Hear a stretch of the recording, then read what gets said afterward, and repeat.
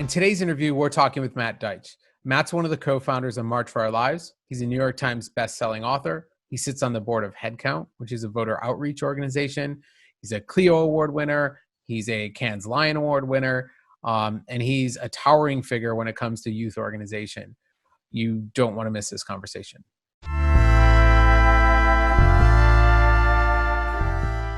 Oh, there we go. Hey, what's up, buddy? I'm doing okay. I'm just swamped, man. Like, it's finals week, but midterms got bumped, so I'm doing midterms and finals the same week.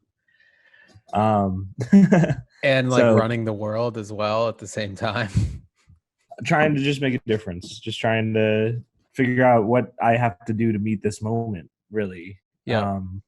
Like, I'm sure you're doing a lot of stuff digitally and with tech, so I don't know how much you've had to pivot everything, but everything's pivoted, right? Yeah, dude, this whole series is our pivot, like it was a different animal. We were kind of contained to the app to some extent, and then it was like, no, let's get out there, let's talk to people, let's figure out what this new world is that we're living in. How is everybody adapting? How are we still doing the things we were trying to achieve before in this new way, but also taking this as a moment to kind of reevaluate the way we were living and the path we were on, and how could we use that as an acceleration? So yeah, I think everybody's got to do it, man, to a certain extent. I don't know if everybody's having midterms and finals while they're doing it, but dude, so I look rough, right? Like, I'm not shaved. My hair is the longest it's ever been. You look so clean right now. Dude, quite the opposite. I've got no pants on right now. No. Have you seen the pictures of Donald Duck going viral where it's like pulling up to the Zoom call on time and it's Donald Duck with the shirt and no pants? That's brilliant. No, but it's funny. My wife's in fashion, and she said that tops and bottoms are like their own divisions within the company, and like tops is doing really well, and bottoms, no one's buying bottoms. Pants are down. Yeah, pants are literally down. Literally. Yeah, man. All right, I want to jump into this stuff because I've got like a million things I want to ask you, and I don't think I'm gonna accomplish that all in one call anyways, but great. Okay, cool. Talk to me a little bit about, I know most of this is already public, but I'd like to just kind of hear how you went from, being a kid living his life, and I don't think you've ever had a normal life. It sounds like you were kind of always moving mountains. But how did that change basically overnight? What was the catalyst that brought you into this new political arena, and how has that changed your life? So, I had a really conventional American public school education. I went to Marjorie Stoneman Douglas High School in Parkland, Florida. I graduated class of 2016. A lot of people know the school is a really good school. I really felt like the thing that the school had prepared me for was to really just pursue whatever I really wanted to pursue. I was super into TV production and film. So my path had taken me out to California to attend community college out there and study film. There is where I really became politically active. My community had reached out to me in Santa Monica, and I'd been organizing for green causes like beach cleanups and stuff with the local aquarium through my biology class. And I was a freelance I did freelance photography for Vice. And so I had been assigned to cover the Bernie Sanders campaign in 2016 and sit near Santa Monica. And it was just the craziest thing I'd ever seen because the primary, Hillary had said that she had already won the primary like the day before the California primary had happened, and it had been sent out by the Associated Press. It was this massive thing, and Bernie was trying to win California to create some momentum, to create some changes in the Democratic Party. I knew nothing in regards to what the 2016 election was, in that even though I was an 18-year-old, I was going to vote. But no one had really engaged me politically. And covering that campaign was the first time I'd actually seen what politics was up close. And it was both exciting and horrifying. I took this Black feminism class actually at Santa Monica College that had taught me about intersectionality and had taught me about the history of movement work. And without that class, I would not have been politically knowledgeable enough to do anything in regards to political organizing. And so when I grown up in Parkland, I was in my temple. I was president of TV club. I had PR for my town before. So I was a community organizer to an extent, but we had nothing really in Parkland directly that was calling us to have a sense of urgency. I'd cared a lot about school shootings. My first post on Instagram was about the Sandy Hook shooting, but I never thought that I had a place in that conversation. I had felt like the NRA did a really good job of overly politicizing the conversation and making it feel like, as a student who had fears, I had no place to actually voice these things.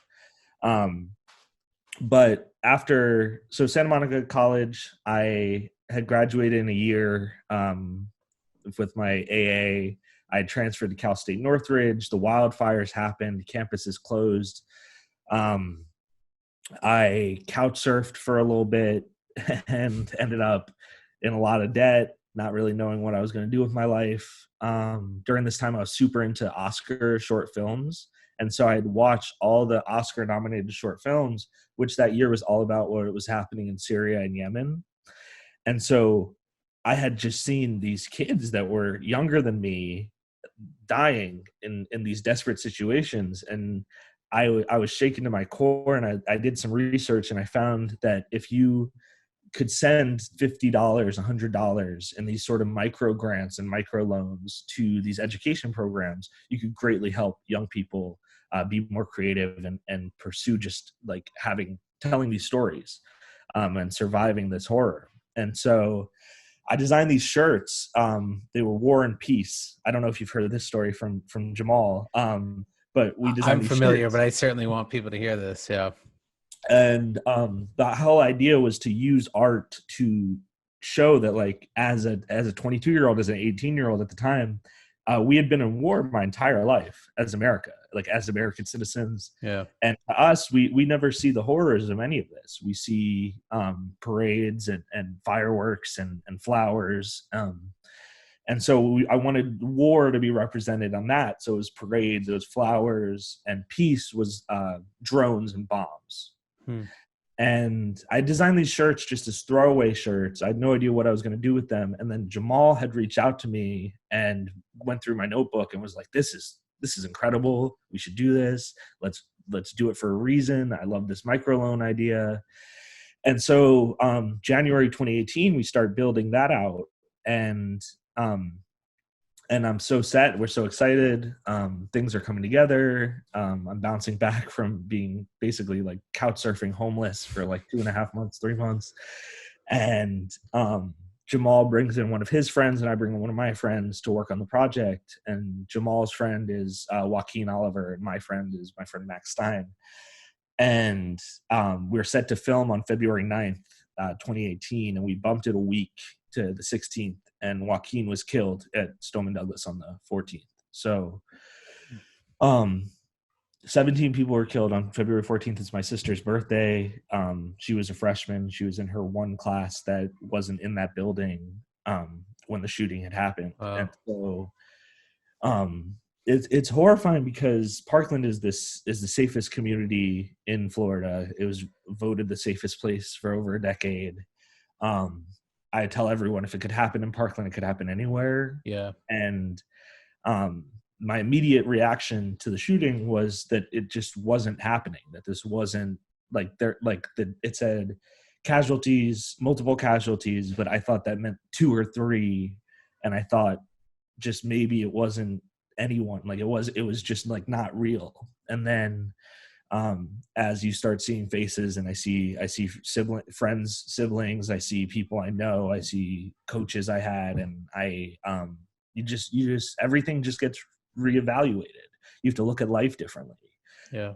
It didn't happen overnight. It didn't happen right away. But after Joaquin's funeral, I realized how much the world had changed. I mean, I saw this kid younger than me in an open casket. And I hugged his family. It was the first time I met their family, and I loved them so much. But for Joaquin, it was someone that you see the timeline split. You see the potential of this thing that you're working on and the vision of this kid who you see so much of yourself in, and you just see the potential stolen from us. And when you tie it back into the political landscape, I called a friend of mine who was a journalism student that night, and I said, why do we only care about mass shootings for 2 weeks? Why is it 2 weeks of news and press? And CNN and MSNBC were already, like, Fox News was already down the street. They're already in my community, but I know they're going to be there for a limited amount of time and then leave. So why? And we looked at it and we found out that every single time they focus on the shooter, they focus on the act of violence, they focus on what went wrong, they focus on who should be held accountable, in quotes, at the very local level, but they don't talk about why this 20-year-old had the same weapon that they give to military members, or why this person could legally purchase a gun, but if you had had a conversation with this person, you would have known that they needed help. They don't need a gun. Yeah. And so that's where the conversation is. I don't see that this is a single act of spontaneous violence. This is a systemic problem. And so I went straight from Joaquin's funeral to Cameron Kasky's house, which was the only house in our community where adults weren't, because his mom was on a Valentine's Day cruise. So we could just be angry young people. And next thing you know, my neighbor, David Hogg, is on the news, and Cameron's on the news, and Emma's on the news, and we're just trying to write the media story to make it different. And so I applied all the stuff I learned in this Black feminism class, and you look at the movement work, and you look at the farm workers, you look at the freedom riders, and you look at what makes this work. And the first thing we did was reach out to young people from St. Sabina Church in Chicago. We reached out to community organizers who had been working in gun violence for decades, because we had the megaphone, but we didn't have the experience. We didn't have the terminology. We didn't have the groundwork. And so we made sure that the people who were part of this crazy media journey with us were the people who needed their voices heard. If you look at the march, not a single speaker at the march was over 18. Yep. Every single person had been touched by gun violence in some way. But you had people from every region of this country speaking, whether it's socioeconomic, race, religion. And that's because young people, we have a lot more in common across these boundaries as young people, as vulnerable people in this society. And so post March for Our Lives, post the largest youth protest in American history, we had 880 marches around the world, 100 plus countries. At that point, sorry, I want you to continue that, but at that point, when you guys were at that level and seeing those numbers, was there a machine behind you guys, or was it still the crew that was in Cameron's house that day who was pulling all that together? We had an incredible amount of volunteers that had stepped up, whether it was people who were working in music and entertainment, who had basically walked away from their jobs to do everything that we were saying, which was just crazy. And and there's honestly a unique moment, because a lot of people who were incredibly talented as members of the Obama administration or Democratic leadership were out of work because Trump had taken office and had sort of been kicking out a lot of these long-term government people. And so a lot of digital people, a lot of organizers, event people who are out of work, who were doing work for Obama and then Trump, had just recently found unemployment in the winter of 2018. And so we were able to, we raised a lot of money really quickly. The Victims Fund we were the largest donor to the Victims Fund. We had been, it was like building a plane in midair. Yeah. We had rented a WeWork in DC, and we had 30 people working out of the WeWork by the time the march was happening. And we had another WeWork in New York at one point and LA at one point. But we were still coordinating from the living room. We were on the living room floor every day. We slept there sometimes. And it was all about just how do we stay focused on making this day a generational day? How do we make this moment count? And how do we really deal some damage to the people who had been causing this injustice that are to blame for the deaths of people in our community and people around America? Yeah, dude, hats off to you. Honestly, I've never seen anything like that in my life. And, you know, CommonAlly came out of watching March and other movements. And, obviously we have our own direction, but it came from the inspiration of you can literally take something that affected your life that is affecting society and overnight change it, but you have to just do it. You have to kind of put yourself in the firing line, be vulnerable, um, and take action. And I think that's the thing that we weren't really doing at that time before March and before the shooting was, like you said, like you have 2 weeks of lip service. You have politicians who know how to shape that and frame that conversation because the people weren't really paying attention. And I think in this case, the advantage was you guys were young and you had nothing to lose, and you were watching this firsthand. You were watching people you loved leave your lives. And that's, I mean, I don't know that there's anything more powerful to start a movement, but the fact that you can do that and sacrifice your own period of mourning and turn that into action, which will prevent other people from having to mourn, I think it's freaking incredible, man. So it's no small thing of what you guys were able to achieve. And I think that kicked off other movements, and I'm sure Sunrise and all the other youth-led movements kind of watched and took a page out of your playbook. Um, so a few things on that. How do you, what's the rallying call, right? Like, how do you keep that relevant? And, without, like, March was the first time we didn't have a shooting, and the only reason was because we had a pandemic and no one was in school. So Gun violence is up, actually. yeah. Yeah. Which I hate to say, it's more right now because domestic violence incidents and household shootings. Mm-hmm. But yeah, everyone's sharing the no school shootings in the first time in 20 years almost. Yeah, which, I think it could be a pro and a con there. I think, people can see the irony of how insane that is, that the only way to not have one is to not put kids in school. But it doesn't stop gun violence, doesn't stop the issue.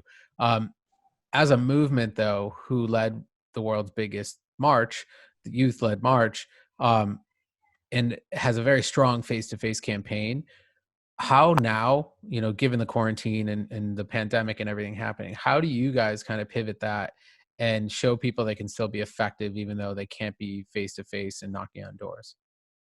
Yeah, I mean, I think the biggest page that people can take from our playbook is that if you looked at the people that we had put on the living room floor, most of us didn't know each other. We had either been connected through one or two people, but we had all been tasked there because of our unique skill set. Every single person was bringing something to the table, whether it was their learned information, things that they had been seen as experts on. It's laughable to some people that you'd view a 16 or 17-year-old as an expert on one of these topics, but these were kids who had a unique outlook and a unique perspective. And that group of 25, 30 people like created something that is durable and is still continuing to grow and change. I would task people with looking at the people in their corner and the unique skill sets that they have, and really ask yourself, what are my transferable abilities? What do I have? As I had no idea that as a TV production student and as a freelance photographer for concerts and fashion, I was able to create a PSA that won all those awards, right? Or I was able to create news content that changed the way that we covered shootings. Mm-hmm. Because we're not taught in these public schools or in our jobs how to take these skills and apply them in different spaces, because it's counterproductive in that way. But in the way of actually organizing our community and organizing our power, I think it's super important. I think it's everything that Sunrise is doing. I think if you look at people like the Dream Defenders, what they had just done with Sunday School, the Dream Defenders had an incredible group. Hundreds of people were on talking about political action, political organizing, whether it was rent strikes or labor strikes or just organizing mutual aid. These conversations are happening, and I think that task right now is to really just look at the people who are in your direct network and the people that you can organize and find where you can apply that for direct action, especially focused on uplifting and centering the voices of the most vulnerable people. And right now, the most vulnerable people are the undocumented, the incarcerated, and the young, because we are in the middle of a pandemic.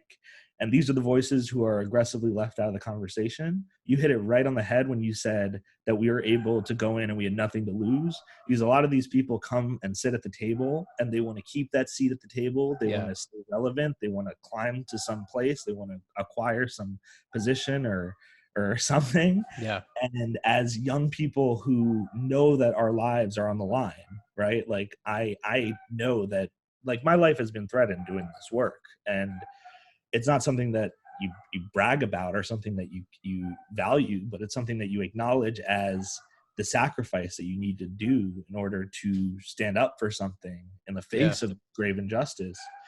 I mean, some of the people who, the conservative protesters, right, that are viral and on the news everywhere, there's more people who protest circumcision in California, but they don't get nearly as much news coverage. And way more people are protesting the youth incarcerations in Florida that are being exposed to COVID.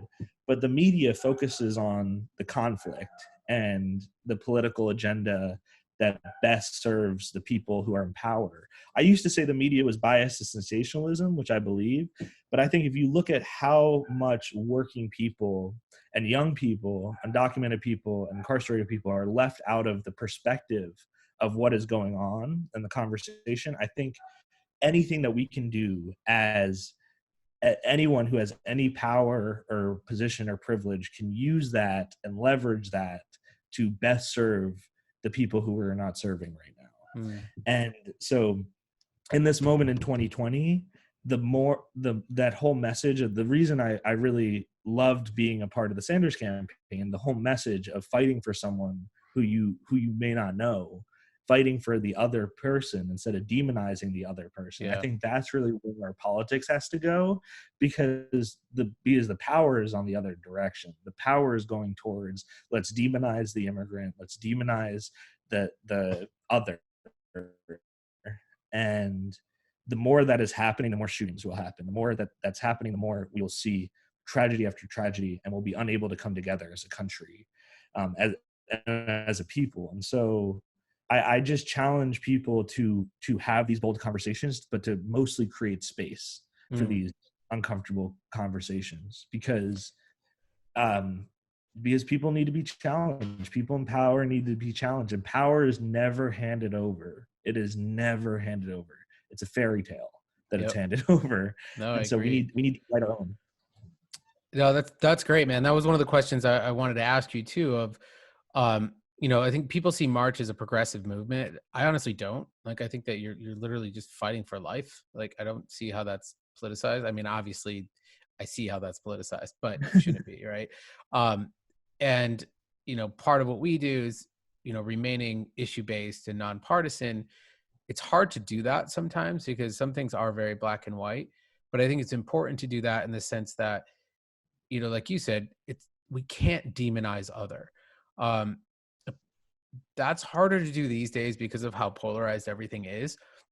But I think, like you said, conversation is the conduit. I think you have to start by talking to somebody. The shooter at Parkland, you had mentioned, if someone, just spoke to that kid, right, and like understood what they were going through, this could have been a different outcome, right? I think that conversation can be very, very powerful. What are some of the ways? If it's easier to get a therapist and care and housing and a job than it is to get a gun. Yeah. But that's not the case, right? Mm-hmm.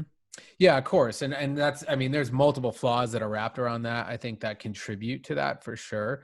But in the same vein of, the pace that you guys move at, what do people your age, how can we better as CommonAlly, right? How can we better talk with a younger demographic to bring everybody together? I feel like they already are. Like, I feel like that polarization doesn't really exist as much in Gen Z, Gen Y, as it does with older demographics. I could be wrong on that.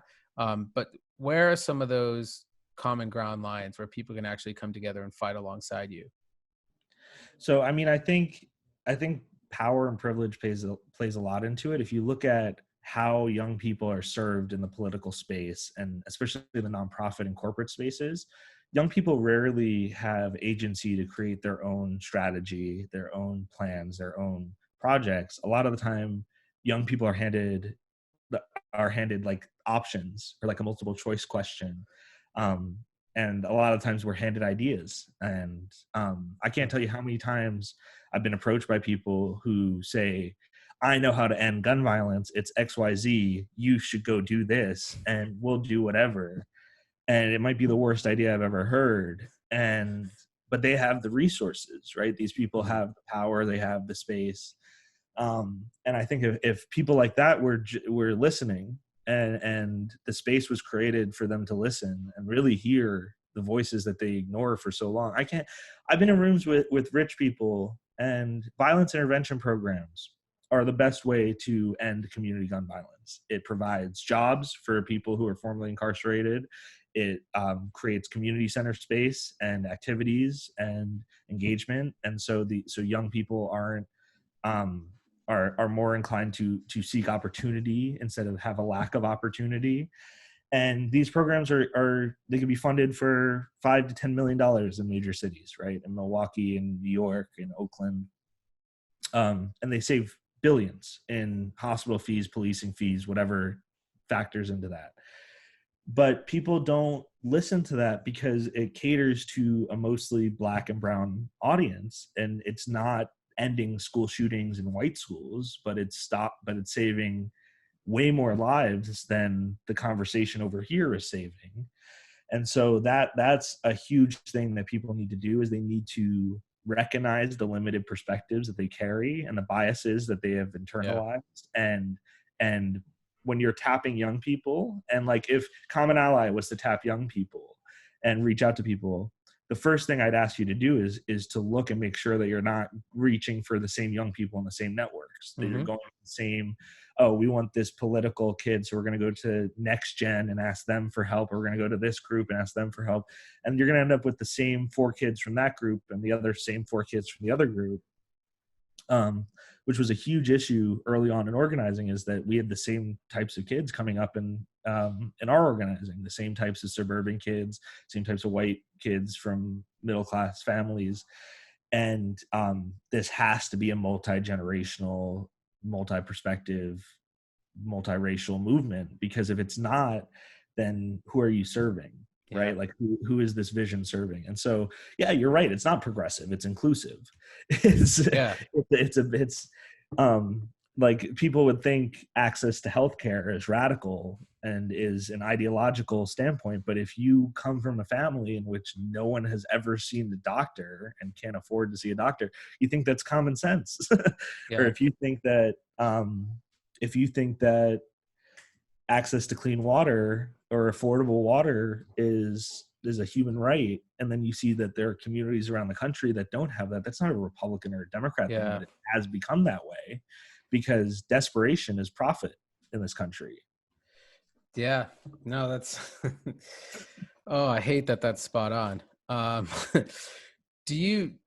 think the pandemic has created ironies in some of that, right? Like some of these things that got that stamp of socialism. Now we're talking about universal basic income, and now we're talking about healthcare for all. And a month and a half ago, we were saying that only the devil promotes things like that. So I think it's kind of funny, like you're saying, like when it actually affects you and it hits you in your neighborhood, because I do think all politics are local, and I think that people get engaged and active when something immediately affects them. It's harder to think about climate change, right? Like when you think about it globally, but when you see the effects in your own backyard, you're more moved to do something about it. So I think, one of the positives out of this crisis is that it's exposed that these aren't political issues. So I think you're right in that. I think seizing this moment, and I don't know if this is like something organizers are already doing, but seizing this moment and proving that and showing that, I think could be a way forward to transcend this pandemic, to make sure that these issues remain important for all of us, because, I think they are. I think making it personal for people is really important. It's hard because like I'd give anything to be fighting this fight before it happened to my community, right? Yeah. And every single person here will say that. Do we enjoy this fight? No, it's a struggle every single day, right? But there's way more of us than there is the enemy, and there is a lot more good people who care about their neighbor, who love their neighbors, than people who want to exploit their neighbors. The issue is that there's a lot more space for that exploiting conversation because, like we said, like, yeah, we can talk about healthcare, we can talk about UBI, we can talk about better schools, but they'd rather bail out. They'd put $1.5 trillion in the stock market, but we can't cancel student debt, right? And like that's so when they're serving capital, when they're serving money instead of the welfare state or the people who need support. I mean, all my friends, we're aggressively Americanized, and like our education, our perspective of the world and policy. America is a far right country in a lot of respects. And if you ask anyone from whether it's, I talk to people from African countries, I talk to people from like the Netherlands and Sweden and different places around the country, around the world. And everyone says the same thing about America. They're like, there's a lot of opportunity here to make a lot of money, and there's a lot of business opportunity here, and the social dynamics are really interesting. But if anything happens to you, you're fucked. If anything happens to you, you're fucked. We had a videographer who was from the Netherlands, and he was filming us for this award we had won, and he was on our bus. Dude rolled his ankle and went to the clinic and got this insane bill and was just done. He was done with our country. He was like, I was hurt because of this on this bus, and I think he broke his ankle. I don't think he sprained it. I think he broke it. And he walks away with this massive bill, and in his country it would be nothing. If I got hurt in his country, it would be nothing. Yeah. And so yeah, I mean, what radicalized me and what changed my way of seeing this country was when I started seeing what was happening in our refugee communities and our immigrant communities, and what I was seeing at the border, and what El Paso was like before and after that shooting. And if you really go around this country and you see how segregated we are in our lived experience and in our socioeconomic boundaries, and you actually talk to the average American looks a lot different than the painted, like fabricated version of the middle American man. Yeah. I feel like, yeah, you're totally right, man. I think that's the thing too. And like, we get trapped in polling, and, you're talking to 400 people to make an estimate for the rest of the country. And like this, which is just insane, right? So I think like reimagining what it means to actually poll the people by talking to everybody, and getting out of your own bubble and your own neighborhood and really understanding people's pain points, I think is vital.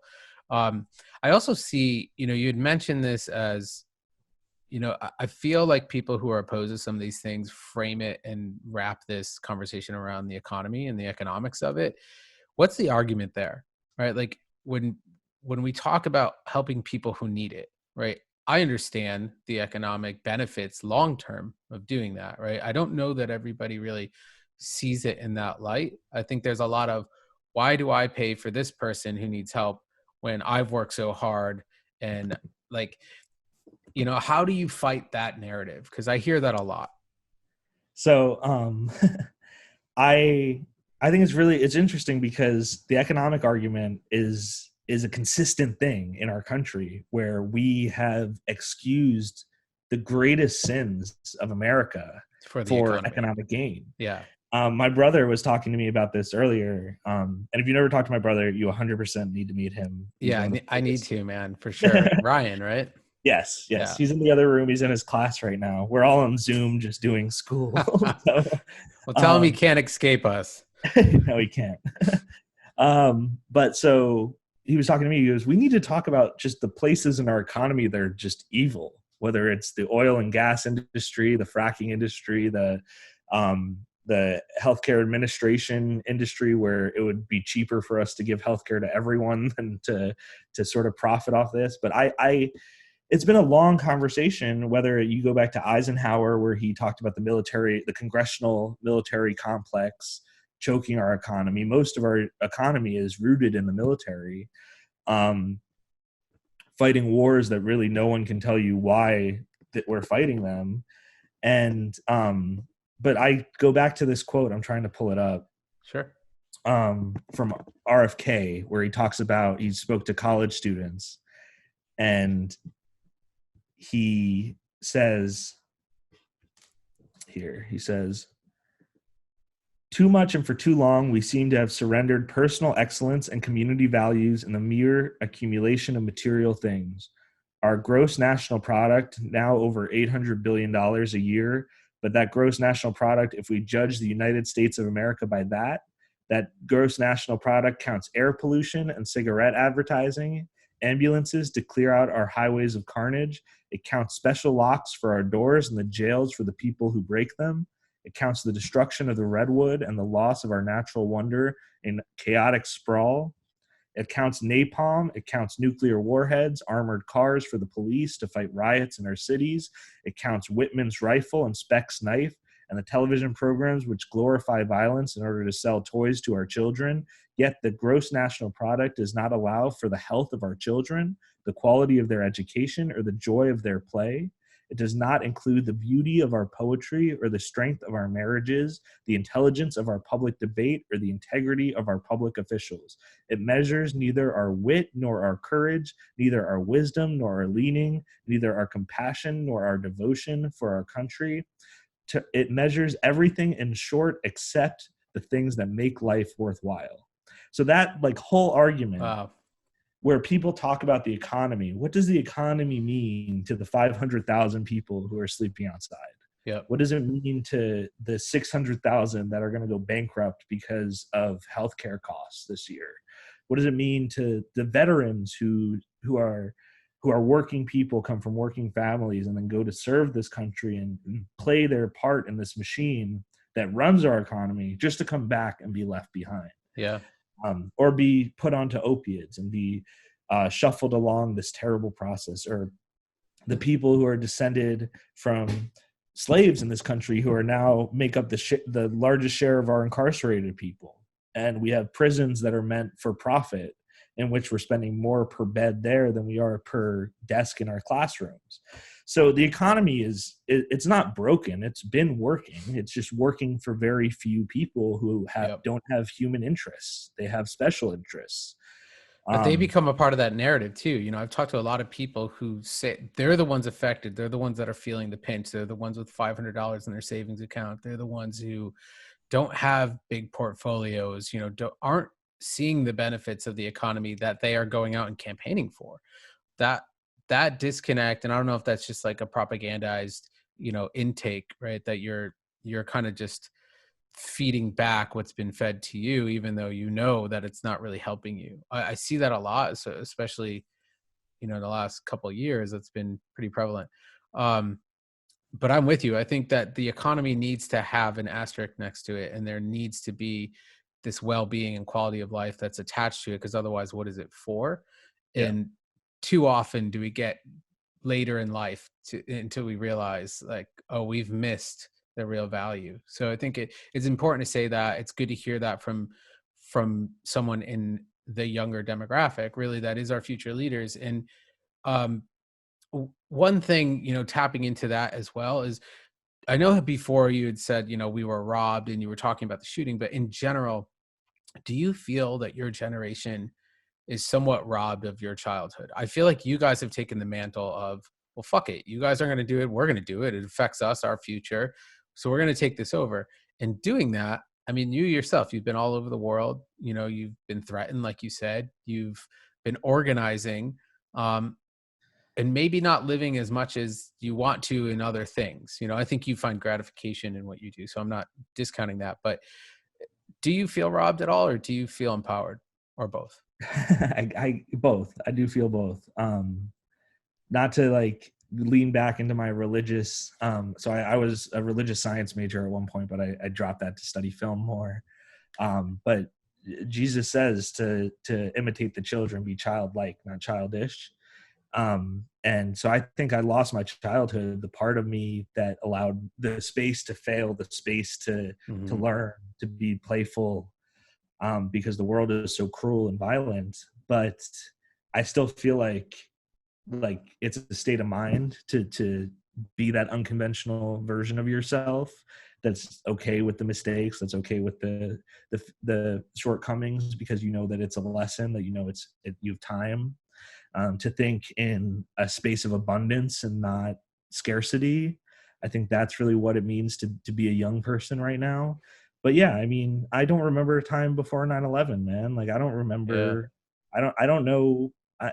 I don't know a world that makes sense. I've never lived in a world that makes sense. And even when I had that sort of naive version of myself that believed that didn't feel this urgency right now, I still didn't think things were okay. Like, I Yeah. still thought things. I think everyone, if you're a young person, you think things are fucked up, and I think there's people who don't really know their power and don't really know that they can do something about it and sort of accept it.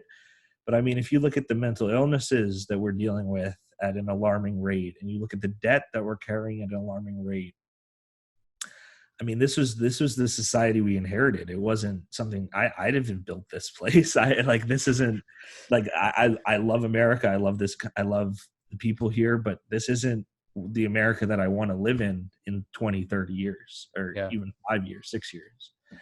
Um, like, the version that we were sold a different version too, right? Like, in our public school Yep. education, and just the things we were promised. If you read the Constitution, or you read founding documents or speeches, like, it doesn't look like the political system that we're a part of. Well, I Um, think that too is lacking. I mean, civic education is kind of a thing of the past. I mean, that's not, I think we take that for granted, but there's so many schools that don't even teach it. So I don't think people even understand the the false, I was on a set with in LA, where I was producing with Jamal, and we had all young people. Most of our crew was young people under 30, and we were talking about how, like, some of them had gone to school in South Central. They'd never taken a real civics class. They haven't been taught, like, who their elected officials are, if anything really matters. yeah, Most of their political reference comes from the propaganda machine already. The propaganda machine doesn't want young people involved. yeah, Like, they need to season them a little longer. But that's, like, the whole point of, like, yeah, that we don't, civics education's part of it. There's no real place, but it's also showing people that, like, politics isn't the sort of debate prep, like, buttoned up decorum type bullshit. It's politics is every day. It's the potholes on my street. yeah. It's the food in my fridge. It's whether or not I have a roof over my head. And I mean that, and that's for everyone. And so people are angry. People are, then that rage is justified.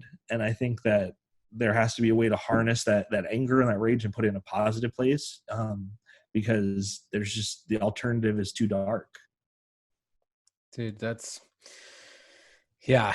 Um, I'd like to hear some suggestions on that. I know we're a little past time here. And there's so much more I want to get into with you.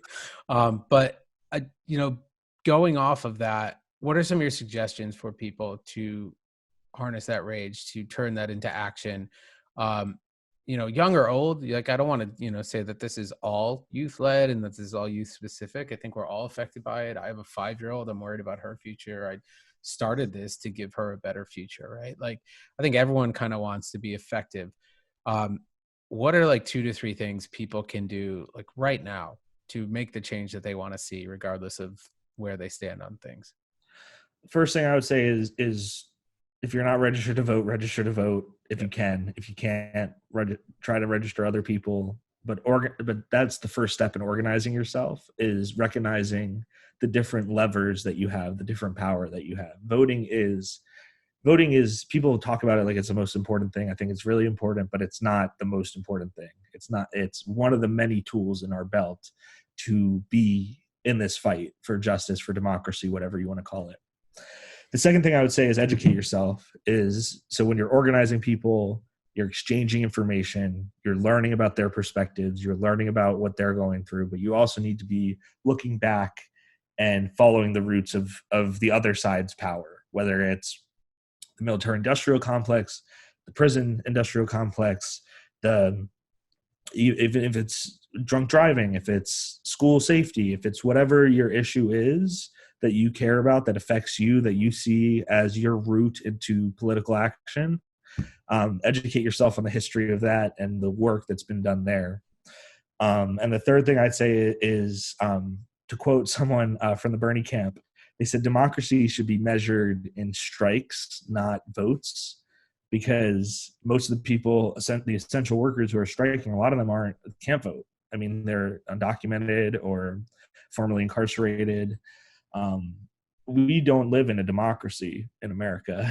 And I think you can look at real democracy is the direct actions that are happening, that are people taking their lives and putting real value to their own lives and standing up for themselves and supporting those people on the front line. So either take direct action yourself or support those taking direct action with whatever power and privilege you have.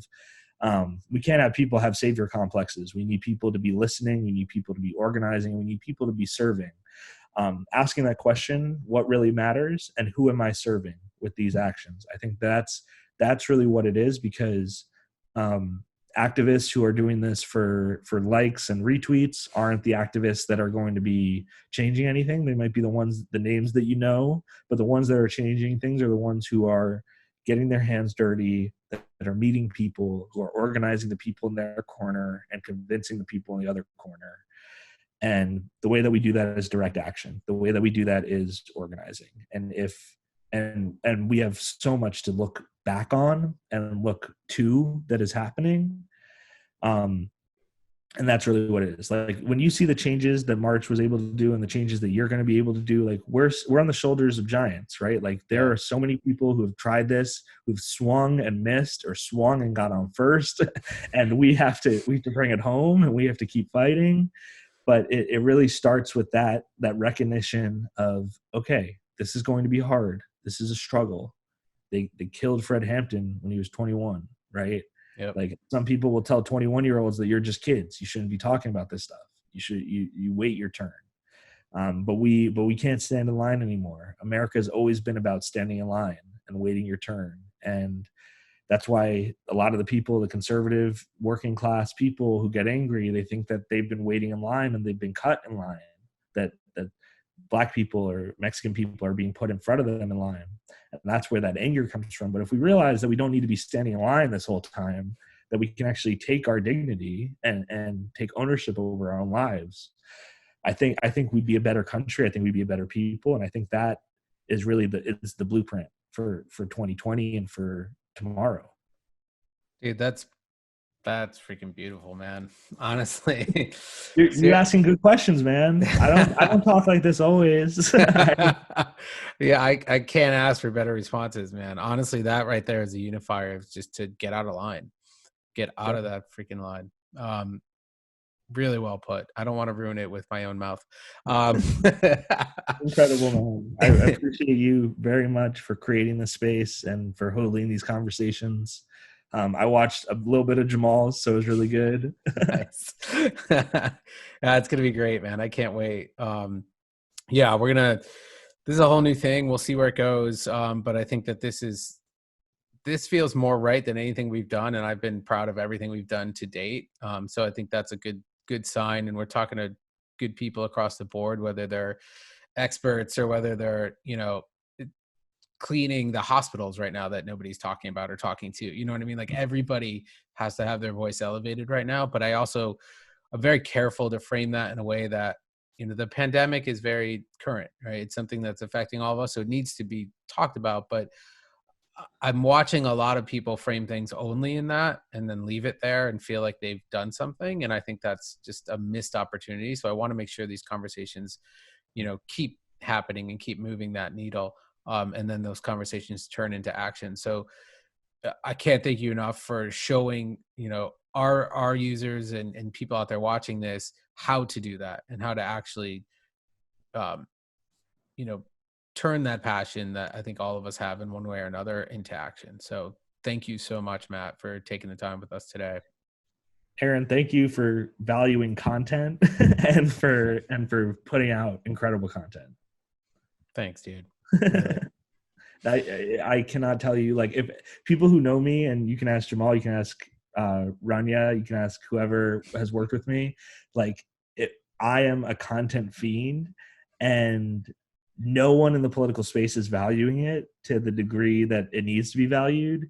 And I'm just so happy that you're like getting your hands dirty, man, and doing this and putting yourself out there and holding these summits. And yeah, I'm here for it, man. Supporting you 100%, and here to serve, be a resource. Thank you. It's a good conversation, but Norman Lear once told me the best words in the English language are to be continued. So I always end with that. So I love that. To be continued, my friend. Be continued.